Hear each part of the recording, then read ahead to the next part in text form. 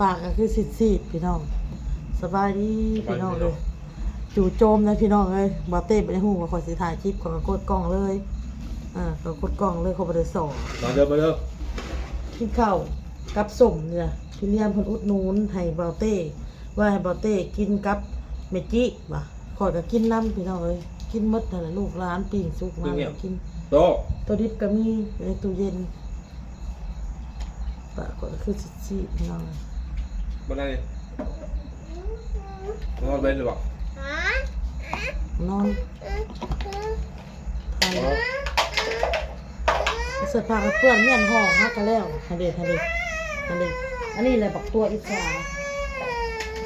โมย่องหลายพี่มานั่งในพอกอยู่ไหมมานั่งในพอกอยู่ไหมนี่มานั่งพูไปเพื่อนพูไปนอนพี่น้องเลยน้องบอลเราก็นอนเลยคอยมีแนวนี่สิมาโซอังเปาบ่าวเต้ได้จากบริษัทที่เพิ่นเฮ็ดเวียกแล้วเพิ่นเอามาให้พี่น้องคอยบ่ฮู้ว่าได้หลายได้น้อยสัปดาห์แก๊สหนึ่งบ่ได้ฮอดแก๊สเจ้าซื้อบ่หรือว่าใดเขาหายคนซื้อจังสิได้กันบ่ว่าเขาจะเอาให้หมู่บักหลายคนเขาก็อยากกินเบียร์เอาให้ไรเอาแต่ว่าให้ค่อยเข้าใจก่อนเอาให้คนละแก๊สคือบ่เอาเงินเนาะให้เนาะเงินเลยเงินนั่นแหละได้เท่าไรอยู่หรือว่ายักยอกเอาออกไปแล้วพอหู้ได้ดิซองนี่มันแกะเลยพี่น้องนี่แกะแล้วนี่จกออกแล้วนี่จกเอาแล้วเงินนี่จกเอาแล้วลูกเจ้าความให้แม่อะไรลูกเจ้าจีแม่บอกโตแม่ก็มันได้จากแสนนี่ไป200,000นี่ว่าคมซื้อหรือว่าจกออกรอมาจกออกไปยังก็ได้อะไรไปยังก็ได้สรุปอังเปาได้200,000พี่น้องตีมูลค่าเป็นเงินไทยกะราวๆ300 บาทนะพี่น้องคืออังเปาด้วยพี่น้องเดินจากบาเต้พี่น้องเลยขอกระดีใจพี่น้องถึงมันสิบ่หลายบ่หลวงบ่หลายแต่กระดีใจเงินเล็กๆน้อยๆผัวมาฮอดเฮาหั่นนะคันผัวบ่ยักเนาะพี่น้องเนาะคันฮู้จักกับผัวยักก็สิไปอีกโหมดนึงได้อีกแบบนึงได้จำเลยแล้วเขาน้องเขาพวกเขาหนาเขาสิได้เขาได้1,000 2,000มาข่าวติดตามน้อยพี่น้องบ้านนี้กินอิ่มแล้วเขาให้เบี้ยอีกแก๊สนึงมากินแส่กินเดินเลยต้องแอบกันนะเห็ดจังตะมูเพื่อชิ้นใหญ่เลี้ยงลูกกัน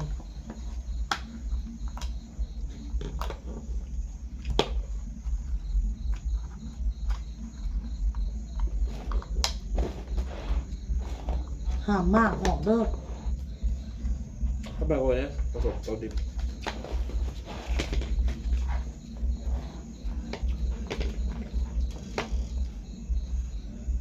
เมื่อกะ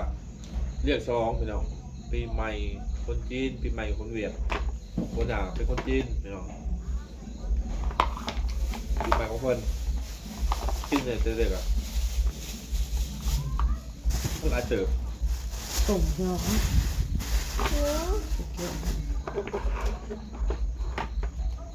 ครับเนาะ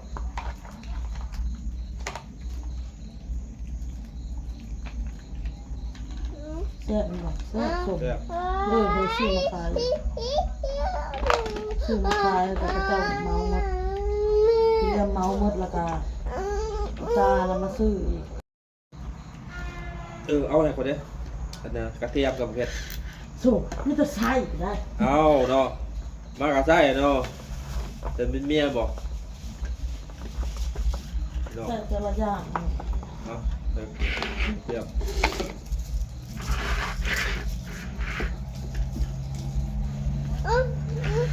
เดี๋ยวมันฝืดเลยสัสแต่ละหลดมันนี่ลูกมันเป็นเลือดดังออกกับเห็ดสั่งเลือดดังหน่อยอยู่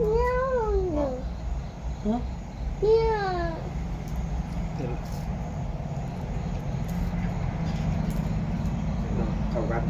เผ็ดนี่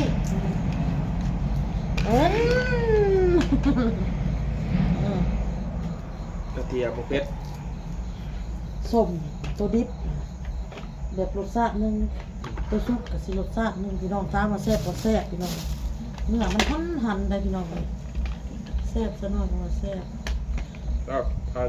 ขอยซื้อมาไปหลายซื้อมามื้อเช้านี่ก็6ห่อ3ห่อ25,000หรือเอา50,000ขายประมาณหมดเอาซอย อันนี้ มันบ่ทันมันต้อง โอ้ย ไปแต่เช้า ร้านยังนี่คือเสียงดังกว่านี้ คุณใช้ความบ่ฮู้นะ สุดทางคือเนาะแถววัน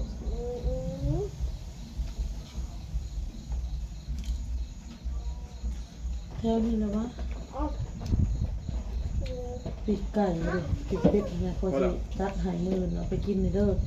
เพราะว่ามีพี่ใส่พินเพิ่นเอาเด้อเพิ่นเมาหมดเลยพี่น้อง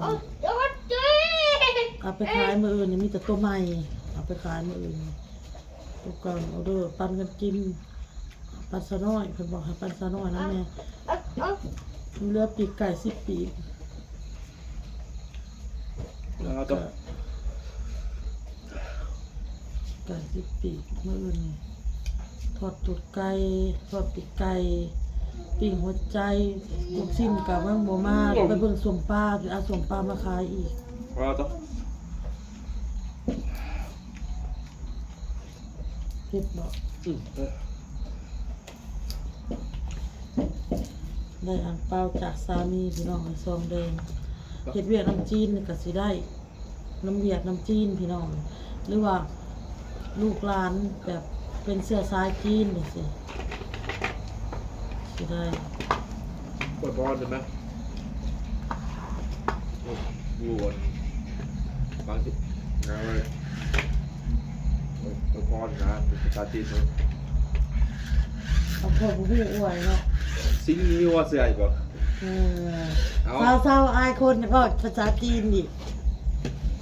บอกประชารักได้ปวดบอลให้เซ็กซี่มันถูกที่สุด ผู้ที่เพิ่น สายจีน เสื้อสายเวียดเสื้อสายจีนเนาะพี่น้องเนาะก็ถือว่าเป็นปีใหม่ของเพิ่นประมาณนี้เนาะเว้ยโอ้ ว่า เป็นปีใหม่ของเพิ่นพี่น้องเอ้ยก็ขอให้เพิ่นรวยๆเฮงๆเด้อ FC ผู้ใดที่เพิ่นถือ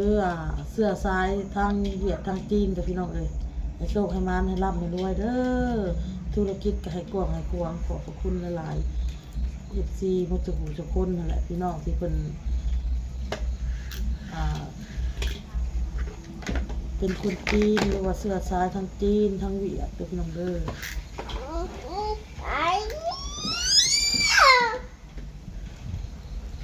ถ้าอ้นว่าผิดอ้นก็ขอโทษขออภัยใน FC เมื่อทุกคนพี่น้องเอ้ยอ้นก็บ่ฮู้พี่น้องว่าเขาใช้คำนี้ถูกบ่หั่นน่ะขอให้รวยๆเฮงๆปังๆมาโตเนาะรวยเฮงๆปังๆเห็นพ่อมาพี่น้องเดี๋ยวพ่อเราเห็นพ่อมาอันนี้ เอาต่อ อันนี้เห็นตัวเองแล้วก็อยากเห็น เมื่อประมาณ2 ปีเกิน เจ้าก็จะกินก็กินผสมตำมันไม่สมแซ่บได้เงิน แซ่บหนึ่ง กระดามอยากเผ็ดพี่น้องอยากเผ็ดตัวไหนมึงอย่าเฮ็ดกับเกิดเผานี้นะรถนะพี่น้องสังเกตมันมีตีนเลยมันมากจนมืดออโต้มากมืดมีตีนไปใส่นี่กับโบเห็นนี่มันมีตีนหลบกันเลยมีคนโซ่คนอ้านี่ เอาต่อ นี่มีคนอ้านี่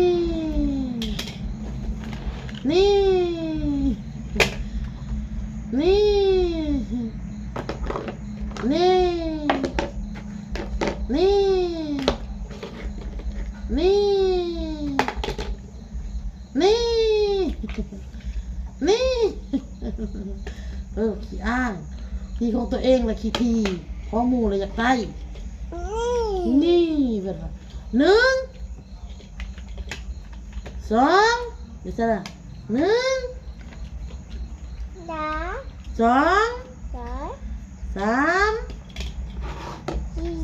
จี้ 4 เลย 5 เขาต้องบอกเลขแล้วจี้มาลูก เอาดีๆเด้อเอาเล็กเด้อ เบิ่ง ก็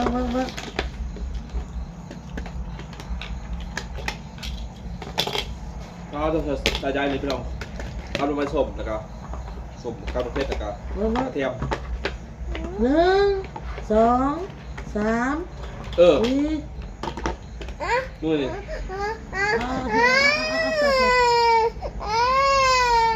โตต้องแอบได้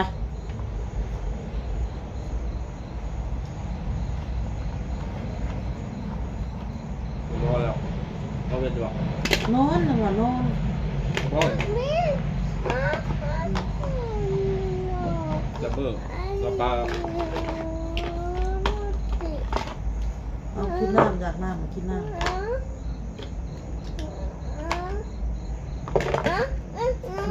ดูเรื่อยๆลูก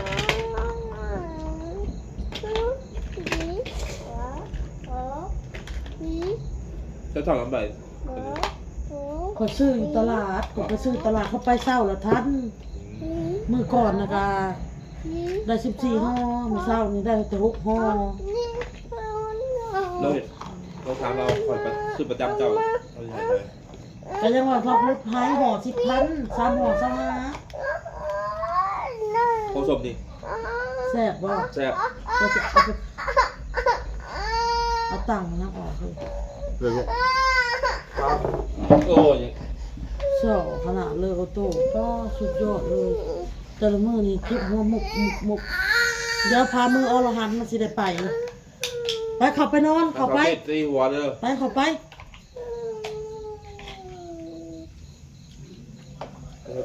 ตีตัวหัว ไปเฮ็ดได้เลย โบเอกนอนหรือเปล่า ไปเข้าไปนอนจะเข้าไปไปแหละพี่น้องเอ้ยคลิปนี้ก็ได้เห็นได้ปะนี่ กดไลน์พวก เห็นได้ปะนี่